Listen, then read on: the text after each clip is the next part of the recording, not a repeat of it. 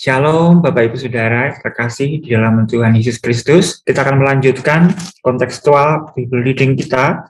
Pada pagi hari ini kita sampai kepada Injil Yohanes pasal 19 ayat 1 sampai 42. Lalu Pilatus mengambil Yesus dan menyuruh orang mengisah dia. Prajurit-prajurit menganyam sebuah mahkota duri dan menaruhnya di atas kepalanya. Mereka memakaikan dia jubah ungu, dan sambil maju ke depan mereka berkata, "Salam, hai Raja orang Yahudi." Lalu mereka menampar mukanya. Pilatus keluar lagi dan berkata kepada mereka, "Lihatlah, aku membawa dia keluar kepada kamu, supaya kamu tahu bahwa aku tidak mendapati kesalahan apapun padanya." Lalu Yesus keluar bermahkota duri dan berjubah ungu. Maka kata Pilatus kepada mereka, "Lihatlah manusia itu." Ketika imam kepala dan penjaga-penjaga itu melihat dia, berteriaklah mereka, "Salibkan dia, salibkan dia." Kata Pilatus kepada mereka, "Ambil dia dan salibkan dia, sebab aku tidak mendapati kesalahan apapun padanya." Jawab orang-orang Yahudi itu kepadanya, "Kami mempunyai hukum, dan menurut hukum itu ia harus mati, sebab ia menganggap dirinya sebagai anak Allah." Ketika Pilatus mendengar perkataan itu, bertambah takutlah ia. Lalu ia masuk pula ke dalam gedung pengadilan dan berkata kepada Yesus, "Dari manakah asalmu?" Tetapi Yesus tidak memberi jawab kepadanya. Maka kata Pilatus kepadanya, "Tidakkah engkau mau bicara dengan aku? Tidakkah engkau tahu bahwa aku berkuasa untuk membebaskan engkau dan berkuasa juga untuk menyalibkan engkau?" Yesus menjawab, "Engkau tidak mempunyai kuasa apapun terhadap aku, jikalau kuasa itu tidak diberikan kepadamu dari atas. Sebab itu dia yang menyerahkan aku kepadamu lebih besar dosanya." Sejak itu Pilatus berusaha untuk membebaskan dia, tetapi orang-orang Yahudi berteriak, "Jikalau engkau membebaskan dia, engkau bukanlah sahabat Kaisar. Setiap orang yang menganggap dirinya sebagai raja, ia melawan Kaisar." Ketika Pilatus mendengar perkataan itu, ia menyuruh membawa Yesus keluar dan ia duduk di kursi pengadilan di tempat yang bernama Litostrotos, dalam bahasa Ibrani Gabata. Hari itu ialah hari persiapan Paskah, kira-kira jam 12. Kata Pilatus kepada orang Yahudi itu, "Inilah rajamu." Maka berteriaklah mereka, nyahkan dia, salibkan dia." Kata Pilatus kepada mereka, "Haruskah aku menyalibkan rajamu?" Jawab imam-imam kepala, "Kami tidak mempunyai raja selain daripada Kaisar." Akhirnya Pilatus menyerahkan Yesus kepada mereka untuk disalibkan. Mereka menerima Yesus, sambil memikul salibnya, ia pergi keluar ke tempat yang bernama tempat tengkorak, dalam bahasa Ibrani Golgota. Dan di situ ia disalibkan mereka, dan bersama-sama dengan dia disalibkan juga dua orang lain, sebelah menyebelah, Yesus di tengah-tengah. Dan Pilatus menyuruh memasang juga tulisan di atas kayu salib itu, bunyinya, "Yesus orang Nazaret, Raja orang Yahudi." Banyak orang Yahudi yang membaca tulisan itu, sebab tempat di mana Yesus disalibkan letaknya dekat kota, dan kata-kata itu tertulis dalam bahasa Ibrani, bahasa Latin, dan bahasa Yunani. Maka kata imam-imam kepala orang Yahudi kepada Pilatus, "Jangan engkau menulis Raja orang Yahudi, tetapi bahwa ia mengatakan aku adalah Raja orang Yahudi." Jawab Pilatus, "Apa yang kutulis tetap tertulis." Sesudah prajurit-prajurit itu menyalibkan Yesus, mereka mengambil pakaiannya, lalu membaginya menjadi 4 bagian untuk tiap-tiap prajurit, 1 bagian, dan jubahnya juga mereka ambil. Jubah itu tidak berjahit dari atas ke bawah, hanya 1 tenunan saja. Karena itu mereka berkata seorang kepada yang lain, "Janganlah kita membaginya menjadi beberapa potong, tapi baiklah kita membuang undi untuk menentukan siapa yang mendapatnya.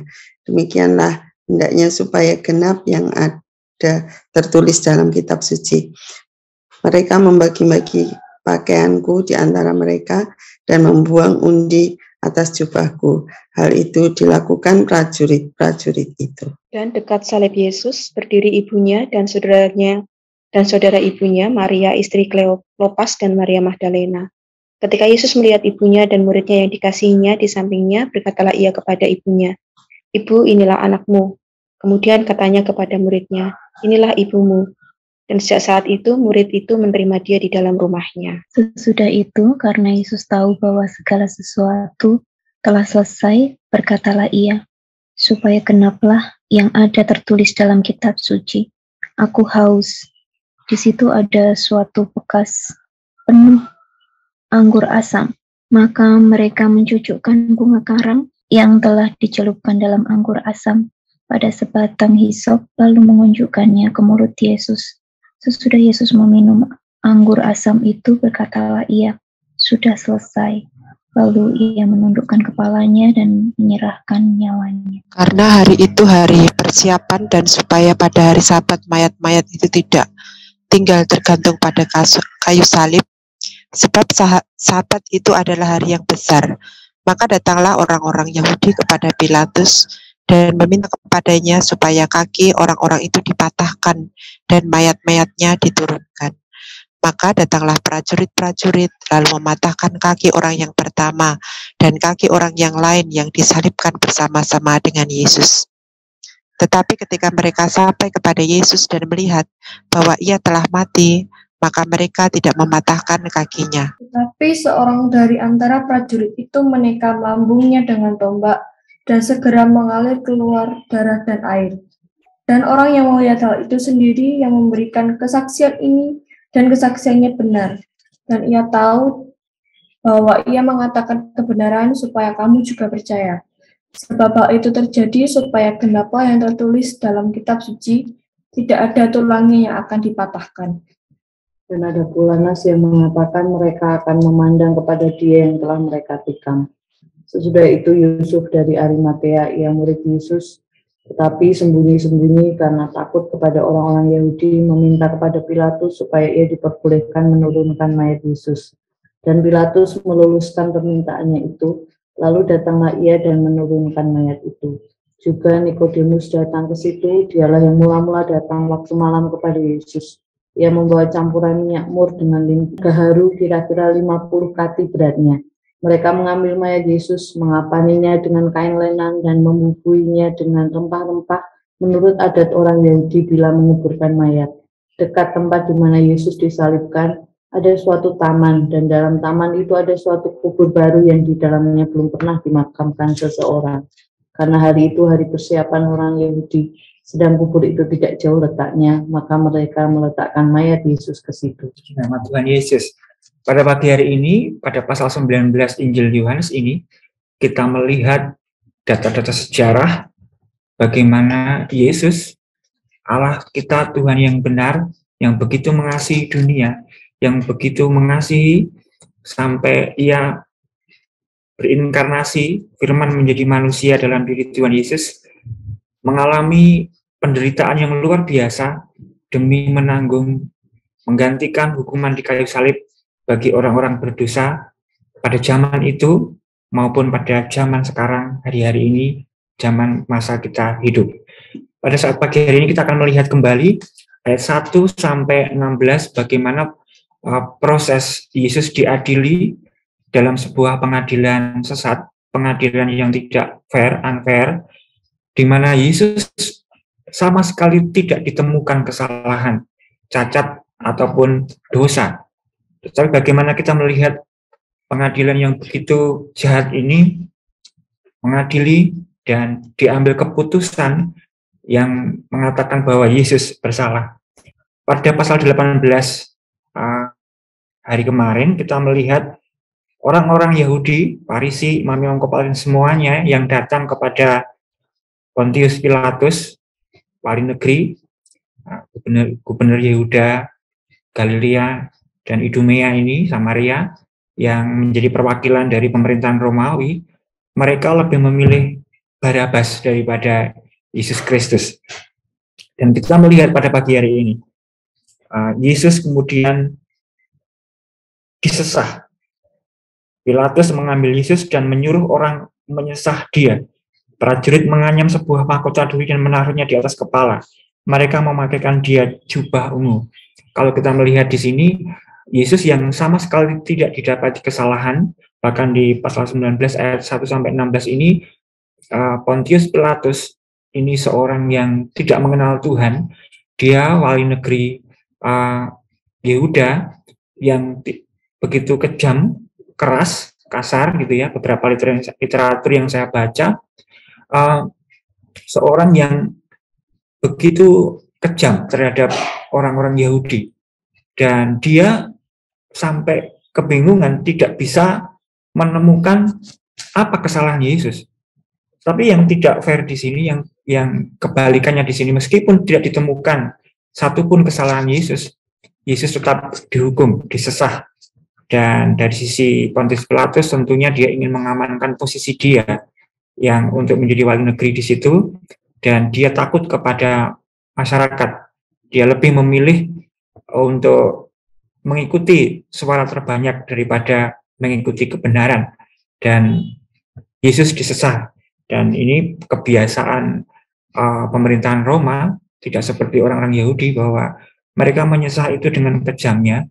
Kalau orang Yahudi itu ada batasan 40 kali, tetapi kalau orang-orang Romawi ini tidak terbatas mereka menyesah Yesus. Memang tidak dijelaskan lebih lanjut di Injil Yohanes ini. Karena kita melihat beberapa hal yang menarik, beberapa kali diulang oleh Pontius Pilatus, bahwa Yesus sama sekali tidak ditemukan kesalahan. Ayat yang keempat, lihatlah aku membawa dia keluar kepada kamu, supaya kamu tahu bahwa aku tidak mendapati kesalahan apapun padanya.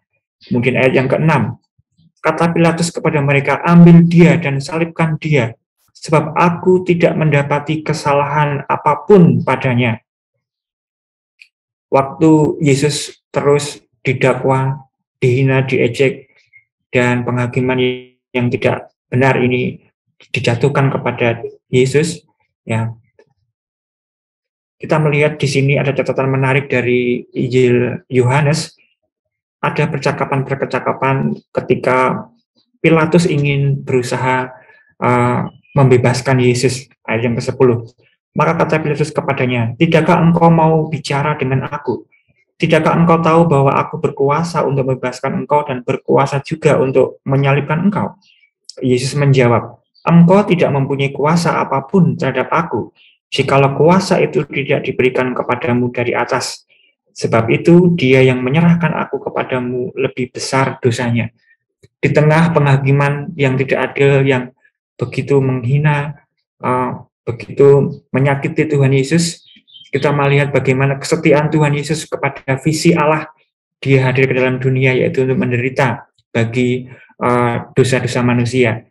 Dan dalam saat-saat yang begitu menakutkan seperti itu, Tuhan Yesus masih terus memikirkan orang lain, memikirkan manusia. Dalam hal ini percakapan dengan Pilatus, bagaimana Yesus mengingatkan tentang dosa, bagaimana Pilatus ini yang hidup penuh dengan dosa ini juga memerlukan keselamatan, bahwa kuasa yang diberikan kepada Pilatus itu datang juga dari Allah, bukan dari Pilatus, dan tidak berkuasa untuk hidup dan matinya Tuhan Yesus.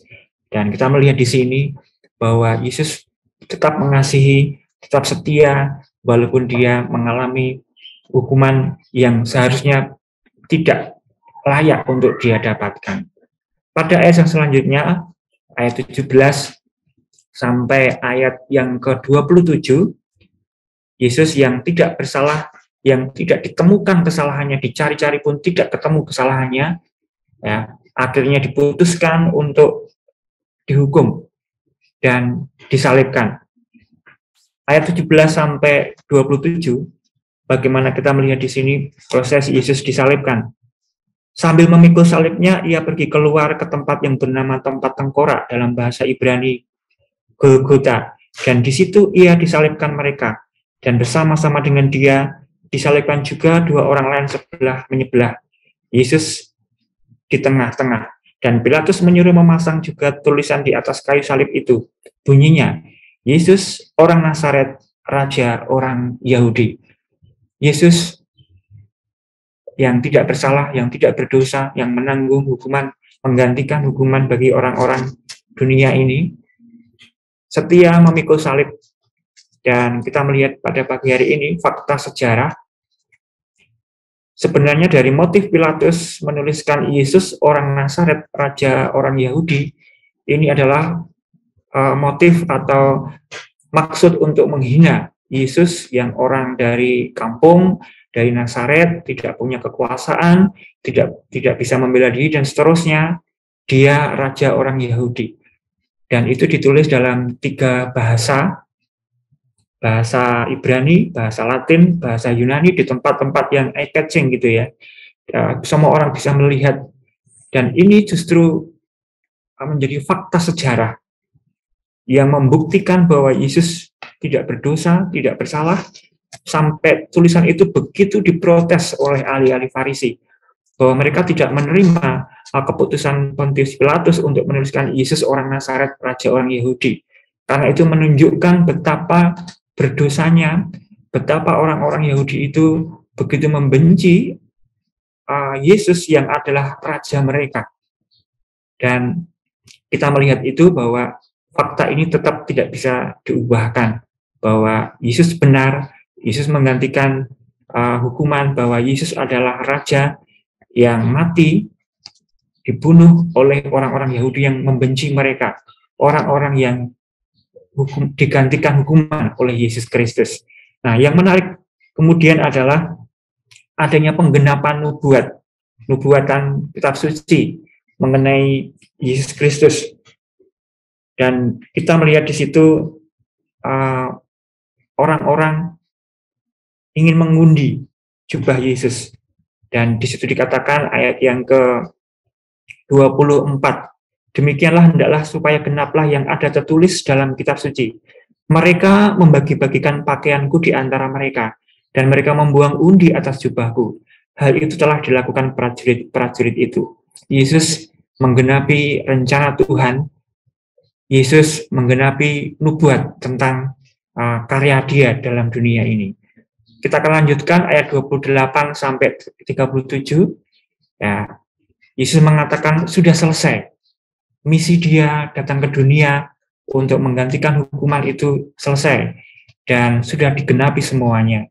Nubuatan digenapi, Yesus telah menyelesaikan hukuman itu di kayu salib, dan kematian Yesus terkonfirmasi. Betul-betul mati, betul-betul Dia menggantikan hukuman kita. Dan yang menarik di situ adalah tulisan dari penulis ini, ayat maksud dari kesaksian ini, ayat yang ke-25, dan orang yang melihat itu sendiri yang memberikan kesaksian ini, dan kesaksiannya benar. Dan ia tahu bahwa ia mengatakan kebenaran supaya kamu juga percaya. Bahwa Injil Yohanes ditulis supaya orang-orang yang di kemudian hari melihat, membaca, meyakini fakta sejarah ini, dan mereka boleh percaya kepada Tuhan Yesus. Pada bagian yang terakhir, ayat yang ke-38 sampai ayat yang ke-42, kita melihat ada catatan yang menarik dari Injil Yohanes itu tentang Yusuf Arimatea dan Nikodemus, yang mereka menunjukkan kasihnya dalam penguburan Yesus Kristus. Yusuf Arimatea menurunkan Yesus, Nikodemus meminyaki, mengapani, merempah Yesus, dan Yesus dikuburkan. Besok kita akan melihat bagaimana kuasa Yesus yang bangkit dari kematian. Apa yang dapat kita pelajari pada pagi hari ini?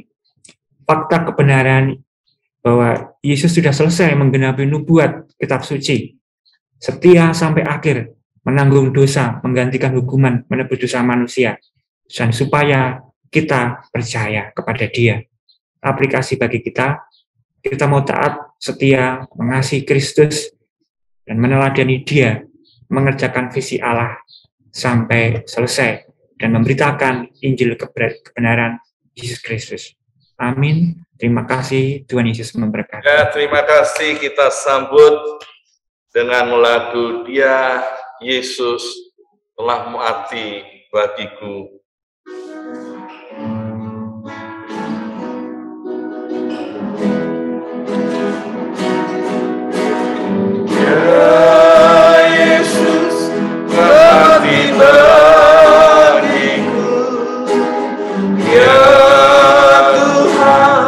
Selamatkan jiwa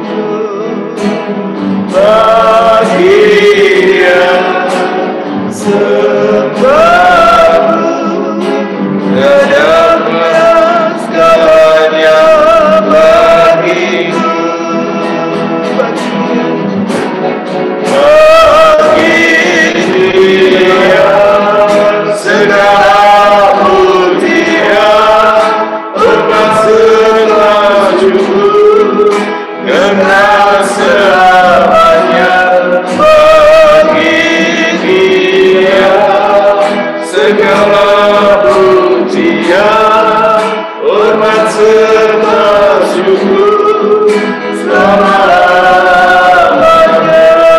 Ya Yesus telah mati bagiku.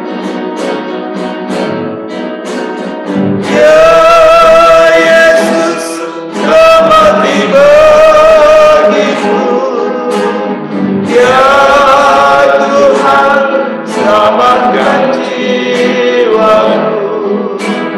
Baginya pujianku tak dapat kubalas kasihnya. Ya angkatku jadi anaknya, damai di dalam hidupku. Bagi Dia sembaku, hanya Dia segalanya bagiku. Bagi Dia segala pujian, hormat serta syukur, kekal selamanya. Bagi Dia segala pujian, hormat serta syukur selama-lamanya.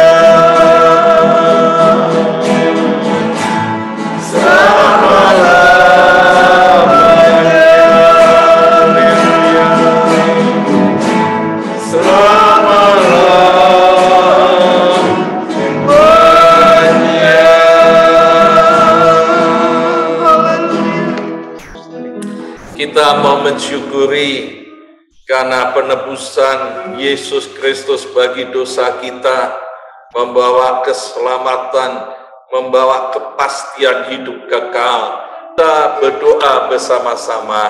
Bapa di surga, kami bersyukur kepadamu ya Tuhan, karena kasih kemurahan Tuhan, pengorbananmu di kayu salib, membuat saat ini aku menjadi anak Allah, aku diselamatkan Tuhan, dan mendapatkan hidup yang kekal. Aku bersyukur karena segala anugerah Tuhan, Kau yang sudah mati di kayu salib untuk menebus seluruh dosaku dan mengangkat segala sakit penyakitku. Aku berdoa biar Roh Kudus terus menolong untuk terus aku setia mengiring Tuhan menjadi murid Kristus yang